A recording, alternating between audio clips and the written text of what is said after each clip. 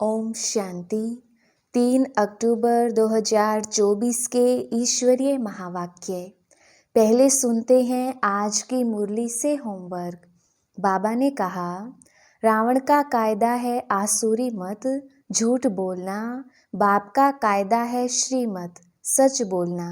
अपने चार्ट में देखना है कि हम श्रीमत के खिलाफ तो नहीं चलते हैं, झूठ तो नहीं बोलते हैं, किसको तंग तो नहीं करते हैं, दैवी गुण धारण किए हैं।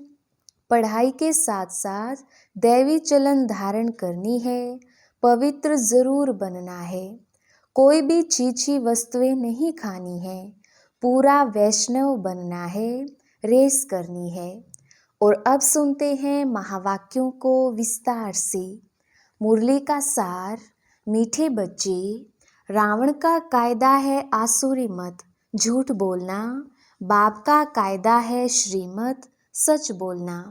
प्रश्न, किन बातों का विचार कर बच्चों को आश्चर्य खाना चाहिए? उत्तर, पहला पॉइंट, कैसा यह बेहद का वंडरफुल नाटक है। जो फीचर्स, जो एक्ट सेकंड बाय सेकंड पास हुआ, वह फिर हूबहू रिपीट होगा। कितना वंडर है जो एक का फीचर ना मिले दूसरे से।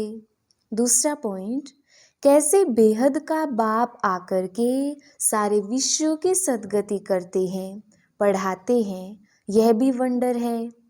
ओम शांति। रूहानी बाप शिव बैठकर अपने रूहानी बच्चों सालिग्रामों को समझा रहे हैं। क्या समझा रहे हैं? सृष्टि के आदि मध्य अंत का राज समझाते हैं। और यह समझाने वाला एक ही बाप है। और तो जो भी आत्माएं अथवा सालिग्राम हैं, सबके शरीर का नाम है। बाकी एक ही परम आत्मा है जिसको शरीर नहीं है। उस परम आत्मा का नाम है शिव। उनको ही पतित पावन परमात्मा कहा जाता है। वही तुम बच्चों को इस सारे विश्व के आदि मध्य अंत का राज समझा रहे हैं। पार्ट बजाने के लिए तो सब यहाँ आते हैं। यह भी समझाया है विष्णु के 2 रूप हैं, शंकर का तो कोई पार्ट है नहीं। ये सब बाप बैठ समझाते हैं। बाप कब आते हैं? जबकि नई सृष्टि की स्थापना और पुरानी का विनाश होना है। बच्चे जानते हैं नई दुनिया में एक आदि सनातन देवी देवता धर्म की स्थापना होती है। वह तो सिवाय परमपिता परमात्मा के और कोई कर ही नहीं सकते। वही एक परम आत्मा है जिसको परमात्मा कहा जाता है। उनका नाम है शिव। उनके शरीर का नाम नहीं पड़ता है। और जो भी हैं सबके शरीर का नाम पड़ता है। यह भी समझते हो मुख्य मुख्य जो हैं वह तो सब आ गए हैं। ड्रामा का चक्र फिरते फिरते अभी अंत आकर हुई है। अंत में बाप ही चाहिए। उनकी जयंती भी मनाते हैं। शिव जयंती भी इस समय मनाते हैं जबकि दुनिया बदलनी है। घोर अंधियारे से घोर रोशनी होती है, अर्थात दुख धाम से सुख धाम होना है। बच्चे जानते हैं परमपिता परमात्मा शिव एक ही बार पुरुषोत्तम संगम युग पर आते हैं। पुरानी दुनिया का विनाश, नई दुनिया की स्थापना करने। पहले नई दुनिया की स्थापना, पीछे पुरानी दुनिया का विनाश होता है। बच्चे समझते हैं पढ़कर हमको होशियार होना है और दैवी गुण भी धारण करने हैं। आसुरी गुण पलटने हैं। दैवी गुणों और आसुरी गुणों का वर्णन चार्ट में दिखाना होता है। अपने को देखना है, हम किसको तंग तो नहीं करते हैं, झूठ तो नहीं बोलते हैं, श्रीमत के खिलाफ तो नहीं चलते हैं। झूठ बोलना, किसको दुख देना, तंग करना, यह है रावण के कायदे और वह है राम के कायदे। श्रीमत और आसुरी मत का गायन भी है। आधा कल्प चलती है आसुरी मत, जिससे मनुष्य असुर, दुखी, रोगी बन जाते हैं। 5 विकार प्रवेश हो जाते हैं। बाप आकर श्रीमत देते हैं। बच्चे जानते हैं श्रीमत से हमको दैवी गुण मिलते हैं, आसुरी गुणों को बदलना है। अगर आसुरी गुण रह जाएंगे तो पद कम हो पड़ेगा। जन्म जन्मांतर के पापों का बोझा जो सिर पर है, नंबरवार पुरुषार्थ अनुसार हल्का हो जाएगा। यह भी समझते हो कि अभी यह है पुरुषोत्तम संगम युग। बाप द्वारा अभी दैवी गुण धारण कर नई दुनिया के मालिक बनते हैं, तो सिद्ध होता है पुरानी दुनिया जरूर क्लास होनी ही है। नई दुनिया की स्थापना ब्रह्मा कुमार कुमारियों द्वारा होनी है, यह भी पक्का निश्चय है, इसलिए सर्विस पर लगे हुए हैं। कोई ना कोई का कल्याण करने की मेहनत करते रहते हैं। तुम जानते हो हमारे भाई बहन कितनी सर्विस करते हैं, सबको बाप का परिचय देते रहते हैं। बाप आए हैं, जरूर पहले पहले थोड़ों को ही मिलेगा, फिर वृद्धि को पाते जाएंगे। एक ब्रह्मा द्वारा कितने ब्रह्मा कुमार बनते हैं, ब्राह्मण कुल तो जरूर चाहिए ना।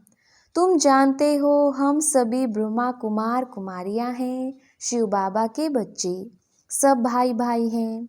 असल में भाई भाई हैं, फिर प्रजापिता ब्रह्मा के बनने से भाई बहन बनते हैं। फिर देवता कुल में जाएंगे तो संबंध की वृद्धि होती जाएगी। इस समय ब्रह्मा के बच्चे और बच्चियां हैं तो एक ही कुल हुआ, इनको डिनाइस्टी नहीं कहेंगे। राजाई ना कौरवों की है ना पांडवों की। डिनाइस्टी तब होती है जब राजा रानी नंबरवार गद्दी पर बैठते हैं। अभी तो है ही प्रजा का प्रजा पर राज्य। शुरू से लेकर पवित्र डिनाइस्टी और अपवित्र डिनाइस्टी चली आई है। पवित्र डिनाइस्टी देवताओं की ही चली है। बच्चे जानते हैं 5000 वर्ष पहले हेवन था तो पवित्र डिनाइस्टी थी। उनके चित्र भी हैं। मंदिर कितने आलीशान बने हुए हैं, और कोई के मंदिर नहीं हैं। इन देवताओं के ही बहुत मंदिर हैं। बच्चों को समझाया है कि और सबके शरीर के नाम बदलते हैं, इनका ही नाम शिव चला आया है। शिव भगवान उवाच, कोई भी देहधारी को भगवान नहीं कहा जाता। बाप बिगर और कोई बाप का परिचय दे ना सके, क्योंकि वह तो बाप को जानते ही नहीं। यहाँ भी बहुत हैं जिनकी बुद्धि में नहीं आता है बाप को कैसे याद करें, मूंझते हैं। इतनी छोटी बिंदी उनको कैसे याद करें, शरीर तो बड़ा है, उनको ही याद करते रहते हैं। यह भी गायन है, भ्रिकुटी के बीच चमकता है सितारा, अर्थात आत्मा सितारे मिसल है। आत्मा को सालिग्राम कहा जाता है। शिवलिंग की भी बड़े रूप में पूजा होती है। जैसे आत्मा को देख नहीं सकते, शिव बाबा भी किसको देखने में तो आ ना सके। भक्ति मार्ग में बिंदी की पूजा कैसे करें, क्योंकि पहले पहले शिव बाबा की अव्यभिचारी पूजा शुरू होती है ना, तो पूजा के लिए जरूर बड़ी चीज चाहिए। सालिग्राम भी बड़े अंडे मिसल बनाते हैं। एक तरफ अंगूठे मिसल भी कहते हैं और फिर सितारा भी कहते हैं। अभी तुमको तो एक बात पर ठहरना है, आधा कल्प बड़ी चीज की पूजा की है।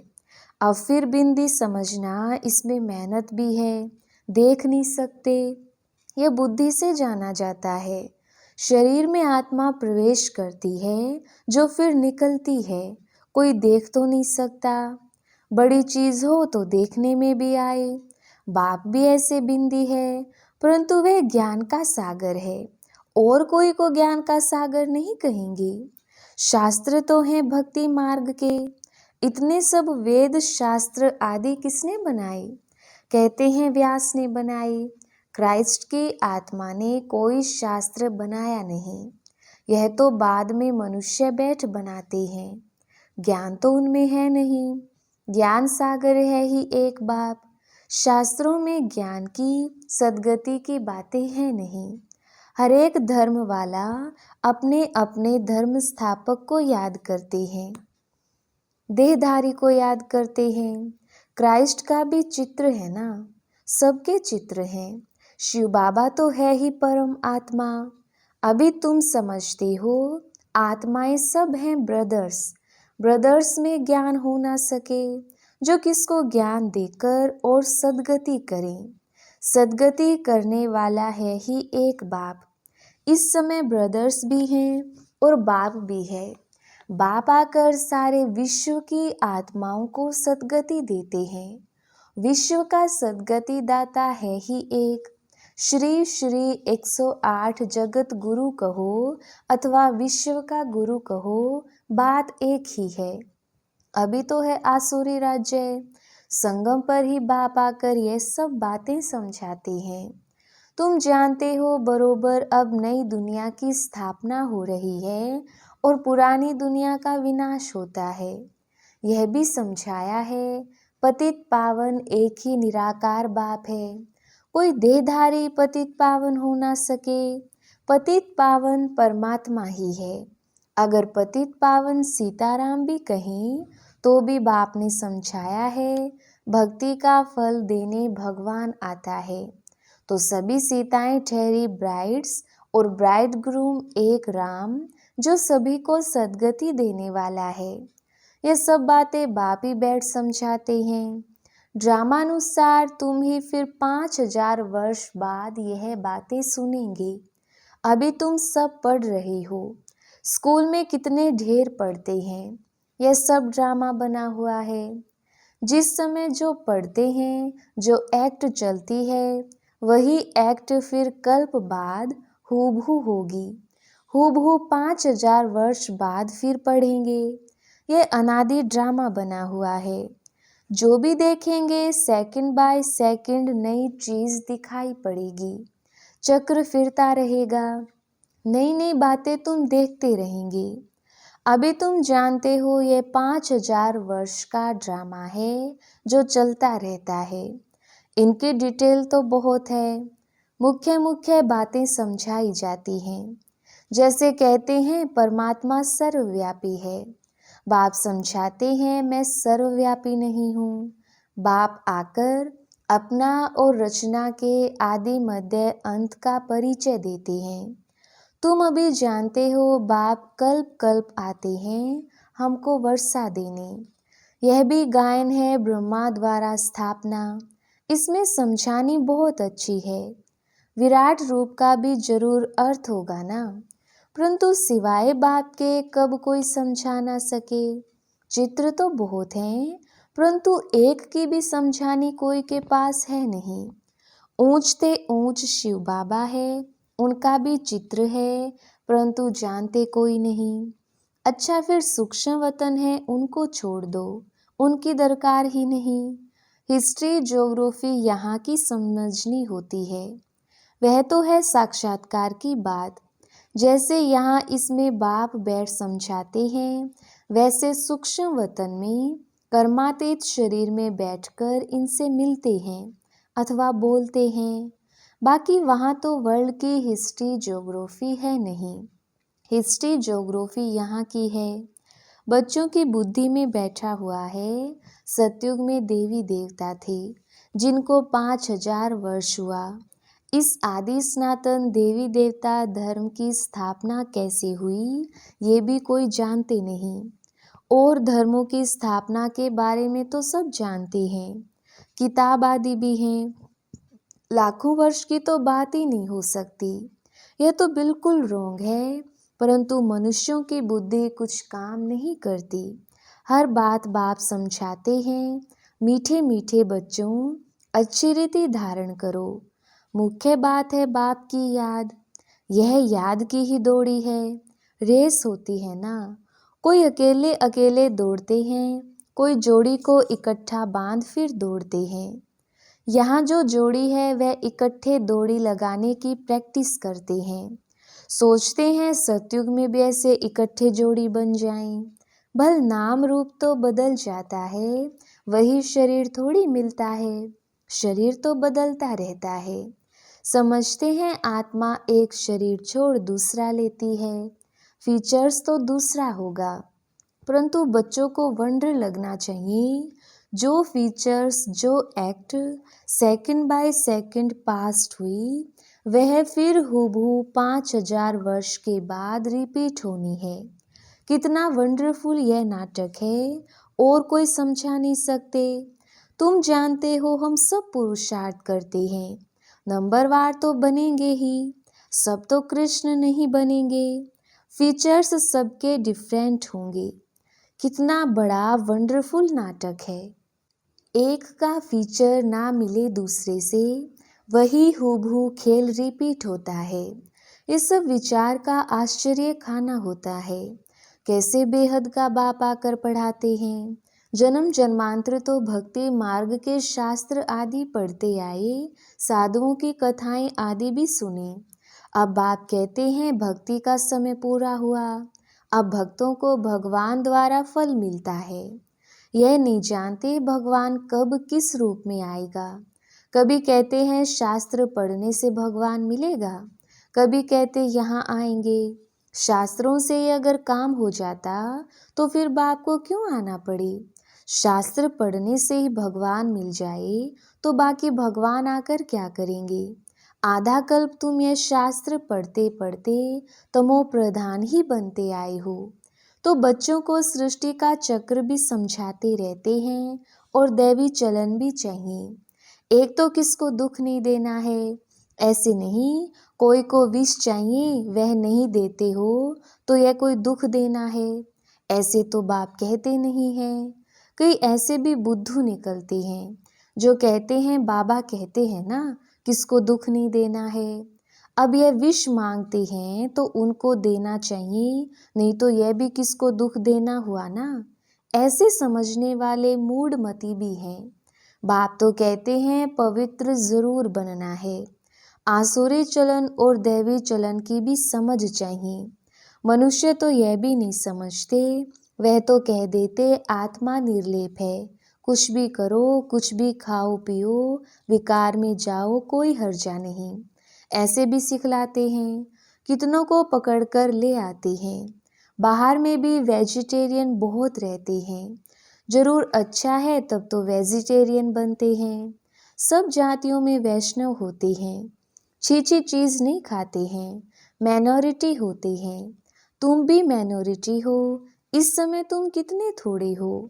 आहिस्ते आहिस्ते वृद्धि को पाते रहेंगे।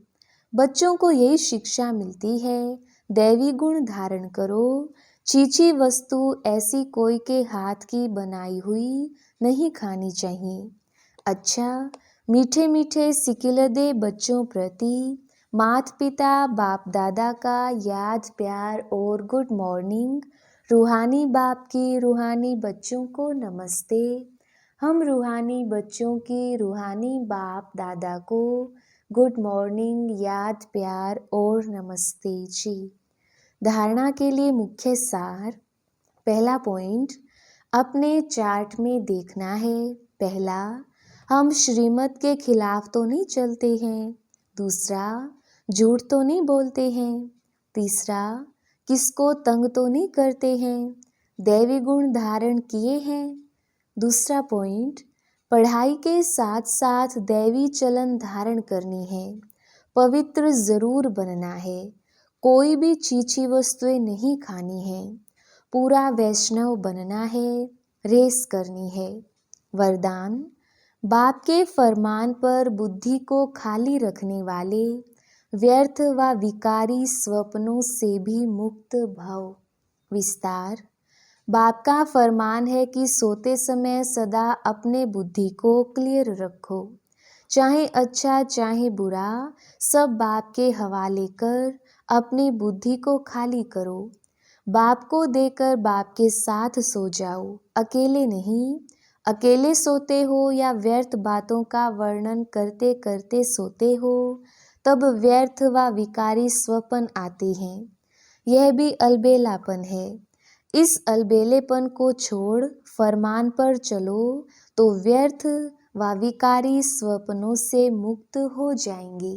स्लोगन, तकदीरवान आत्माएं ही सच्ची सेवा द्वारा सर्व की आशीर्वाद प्राप्त करती हैं। अच्छा, ओम शांति।